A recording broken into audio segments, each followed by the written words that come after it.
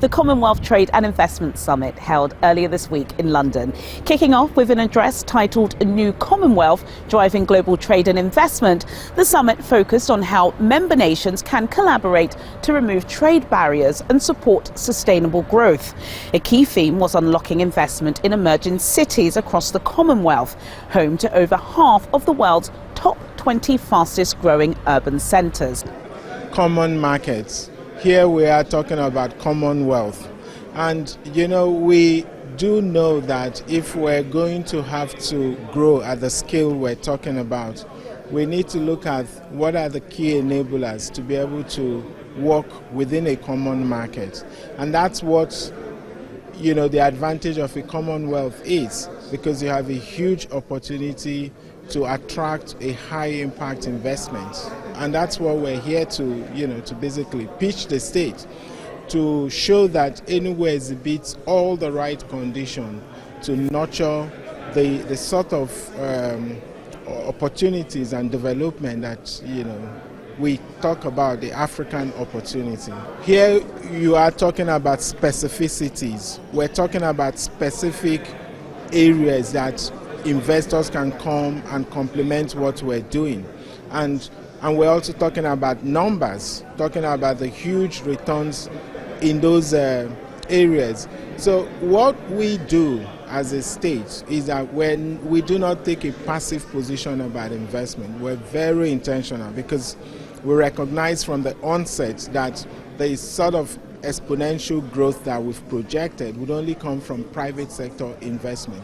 So we've deliberately curated and also prepared quite a lot of investment opportunities. So if you look at the spread, we have about 40 high impact growth areas that we have curated for investors.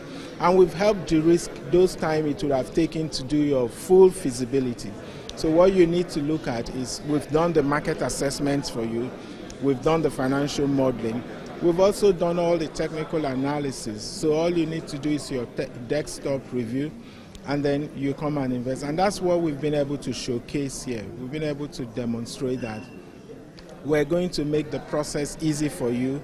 The state is safe for you to invest. You are working with trusted partners, and the returns are huge. And that's why we're here. So today was really important to speak with the Commonwealth. The changing demographic of the world and even our region in West Africa necessitates that we build new relationships, that we consolidate old relationships, and we make sure that investors know exactly what it is. Nigeria is open for business. Mr. President has said that since May of 2023, and we continue to make these trips and also to invite investors to Nigeria to prove the point and to support our private sector. Today we just finished a session with two of our governors speaking to investors here in the UK.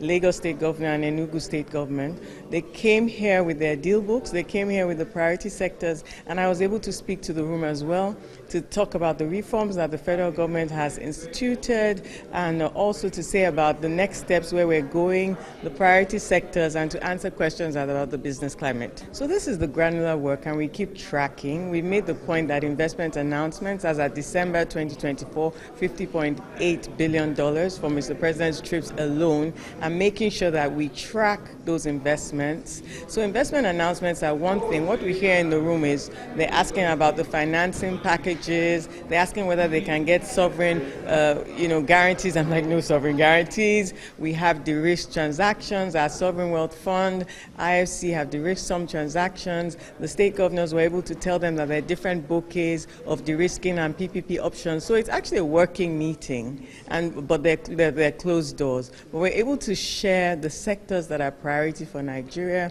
mining, construction, infrastructure, services, whether it's our entertainment, our digital trade, hospitality, tourism, education, healthcare, and we have transactions to back this up.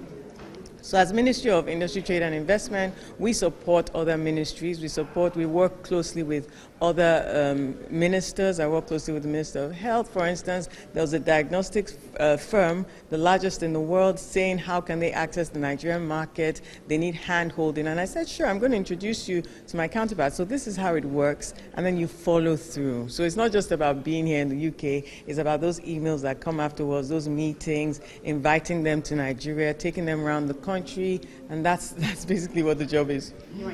Well, you know, we were with the American ambassador was in my office just last week. We had conversations about where the strategic relationship is going. It's an old relationship. It's not going anywhere down south anytime soon. What it is we continue to watch the situation and engage in consultations. AGOA will be up for renewal or for discussion, negotiation later this year. You know that we're heavily oil and gas exposed in terms of imports into the U.S. We also have our fertilizer, our lead, urea, closely following after that. We've had an announcement, or at least I made a pronouncement for MSMEs and how we're diversifying market access for MSMEs and how to look at markets across the world. But why this is so important is that the global economy is basically overheated by this announcement. You know that Africa and trade in Africa is a bit isolated because we're so small in terms of global trade, which is why AFCFTA is so important for us as a continent, trading within ourselves. But the good side, and that's when you have global recessions and financial crises, is that because we're also a bit out of the fray, we can take a step back and revise things, respond to things, and not react. The global economy can go into a recession if other countries decide and other markets decide to retaliate. So the WTO is watching this very closely. I've been in touch with Madam Director General and just looking at how she'd said it from Davos that we should all just try and keep calm and not overheat the global economy. And so how other countries react or respond in the coming weeks will be very important for the world.